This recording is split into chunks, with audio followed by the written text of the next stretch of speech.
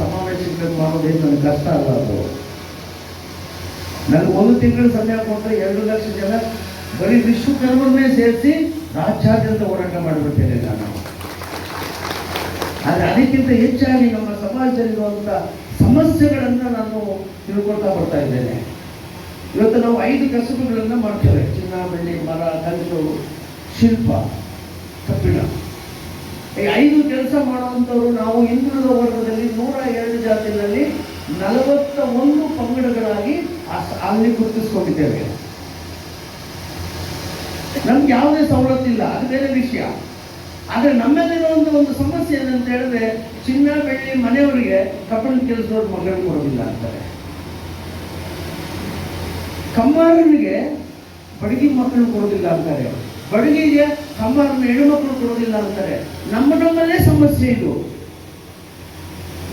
ನಮ್ಮ ಸಮಸ್ಯೆಗಳು ಎಷ್ಟು ಮಟ್ಟಿಗೆ ನಮ್ಮನ್ನ ಪೀಡಿಸ್ತವೆ ಅಂತ ಹೇಳಿದ್ರೆ, ವೇದಿಕೆಯಲ್ಲಿ ಮಾತ್ರ ನಾವು ಒಂದಾಗ್ತೀವಿ, ಮನೆಯಲ್ಲಿ ನಾವು ಒಂದಾಗಲೇ ಇಲ್ಲ. ನಾವು ಹೊರಗಡೆ ನಾವೆಲ್ಲ ಒಂದೇ ನಾವು ಕಿರ್ಚಾಡ್ತೀವಿ. ಮನೆಗೆ ಹೋದ ತಕ್ಷಣ ಏನಂತೀವಿ ಅಂದ್ರೆ, ಅವನು ಮಾಂಸಾಹಾರಿ ಅಂತಾನೆ, ಇವನು ಸಸ್ಯಾಹಾರಿ ಅಂತಾನೆ, ಅವನು ಕೆಳಮನೆ ಅಂತಾನೆ, ಇವನು ಮೇಲ್ಮನೆ ಅಂತಾನೆ. ಒಬ್ಬರಿಗೆ ಒಂದೊಂದು ರೀತಿ ಸಮಸ್ಯೆಗಳನ್ನು ಇಟ್ಕೊಂಡು ಸಮಾಜ ಸಂಬಂಧಗಳೇನಿಲ್ಲ ಚಿತ್ರ ಆಗ್ತಾ ಇದೆ. ಇದನ್ನು ನಾವು ಮೊದಲು ಉಳಿಸ್ಬೇಕಾಗಿದೆ. ನಾವು ನೋಡಿ, ನಾವೆಲ್ಲರೂ ಕೂಡ ಒಂದೇ. ನಾವು ಬ್ರಾಹ್ಮಣರಲ್ಲ, ನಾವು ಬ್ರಾಹ್ಮಣರಲ್ಲ, ನಾವು ವಿಶ್ವಕರ್ಮರು. ನಾವು ಬ್ರಾಹ್ಮಣರಿಗೆ ಪೌರೋಹಿತ್ಯವನ್ನು ಮಾಡೋದು ಮಾತ್ರ ಗೊತ್ತಿದೆ, ಆದರೆ ವಿಶ್ವಕರ್ಮಿಗೆ ಪೌರೋಹಿತ್ಯದ ಮೇಲೆ ಶಿಲ್ಪಶಾಸ್ತ್ರವನ್ನು ಮಾಡುವಂತ ಶಕ್ತಿ ಇದೆ ನಮಗೆ. ಅದಕ್ಕಿಂತ ನಾವು ಕೇಳೋದು, ಬ್ರಾಹ್ಮಣರಿಗಿಂತ ಮೇಲೆ ನಾವು ಬ್ರಾಹ್ಮಣರನ್ನು ಜಾತಿಗೆ ಅನ್ಕೋಬೇಡಿ ಅಂತೀನಿ ನಾನು. ವಿಶ್ವಕರ್ಮರು ಅನ್ನುವಂಥ ಈ ಒಳಪಂಗಡಗಳೇನಿದೆ, ಮೊದಲು ನಾವು ಒಂದಾಗಬೇಕಲ್ಲ, ಈ ಸಂಸಾರಗಳನ್ನು ಒಂದು ಮಾಡಬೇಕಲ್ಲ. ಗ್ರಾಮಾಂತರ ಪ್ರದೇಶದಿಂದ ಬಂದಿರ್ತಕ್ಕಂಥ ಕಬ್ಬಣ ಕೆಲಸದವರು, ಮರ ಕೆಲಸದವರು ಮಕ್ಕಳು ಕೆಲಸ ಇದ್ರೆ ಯಾವಾಗ ಕೆಲಸ ಮಾಡ್ತಾ ಇದ್ರೆ ಅವ್ರಿಗೆ ಯಾರು ಹೆಣ್ಣು ಕೊಡ್ತಾರೆ? ಸಿಟಿನಲ್ಲಿ ಅವ್ರನ್ನ ಯಾರು ಗುರುತಿಸ್ತಾರೆ? ಬಡವರಿಗೆ ಅವ್ರಿಗೆ ಹೆಣ್ಣುಗಳು ಸಿಗುತ್ತೆ. ಇದೆಲ್ಲವೂ ಕೂಡ ಕೈ ಮೀರಿದಾಗ ಏನಾಗುತ್ತೆ, ಒಂದು ಹೆಣ್ಣಿಗೆ ಒಂದು 35-40 ವರ್ಷ ಆಗುತ್ತೆ, ದಾರಿ ತಪ್ಪು ಹೋಗ್ತಾರೆ. ಅವಳು ರಕ್ಷಣೆ ಇಲ್ಲದಂತ ಬದುಕನ್ನ ಕಾಣ್ತಾಳೆ ನಮ್ಮ ಸಮಾಜದಲ್ಲಿ. ದೇವರುಗಳನ್ನ ಮಾಡಿಕೊಡುವಂತ ಈ ಸಮಾಜ ಕಾರ್ಯ ಕೆಲಸ ಮಾಡುವಷ್ಟು ಮಟ್ಟಿಗೆ ಬಂದಿದೆ. ಯಾಕಂದ್ರೆ ನಮ್ಗೆ ಗೊತ್ತಿಲ್ಲ, ಸಂವಿಧಾನದಲ್ಲಿರ್ತಕ್ಕಂಥ ವಿಚಾರಗಳನ್ನ ತಿಳ್ಕೋಬೇಕು, ಮೀಸಲಾತಿನ ಪಡಿಬೇಕು, ನಮ್ಮ ಮಕ್ಕಳನ್ನು ಓದಿಸ್ಬೇಕು, ಇದೆಲ್ಲ ನಮ್ಗೆ ಗೊತ್ತಿಲ್ಲ. ನಮ್ಗೆ ಇನ್ನೂ ಈ ಸಮಾಜ ಮೂಢನಂಬಿಕೆಗಳೆಲ್ಲ ಬದುಕ್ತಾ ಇದ್ದೀವಿ ನಾವು.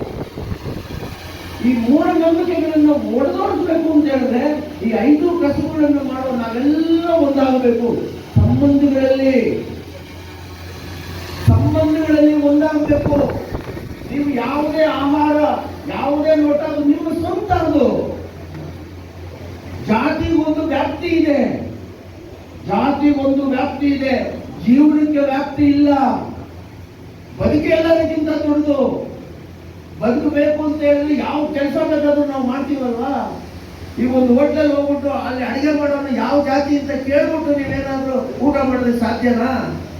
ಆಗಿರುವಾಗ ಒಂದು ಮನೆಯಿಂದ ಇನ್ನೊಂದು ಮನೆಗೆ ನಮ್ಮ ಸಮಾಜದವ್ರನ್ನೇ ತಗೊಳ್ಳೋದಕ್ಕೆ ನಿಮ್ಗೆ ಕಷ್ಟ ಆಗುತ್ತೆ ಅಂದ್ರೆ ಈ ಸಮಾಜದ ಅಭಿವೃದ್ಧಿ ಹೆಂಗಾಗುತ್ತದು? ನೀವು ಸೊಸೆಯನ್ನು ತಂದುಕೊಡುವಾಗ ಸೊಸೆಯನ್ನ ಮಗಳಾಗಿ ನೀವು ನೋಡ್ಕೊಳ್ಳಿ, ಮಗಳು ನಿಮ್ಮ ಬದುಕನ್ನು ಅಂಗ ಆಗ್ತಾಳೆ. ಸೊಸೆನ ಮಗಳಾಗಿ ನೋಡಿ, ನಿಮ್ಮ ಮನೆಗೆ ಅವಳು ಮಗಳಾಗೆ ಇರ್ತಾಳೆ.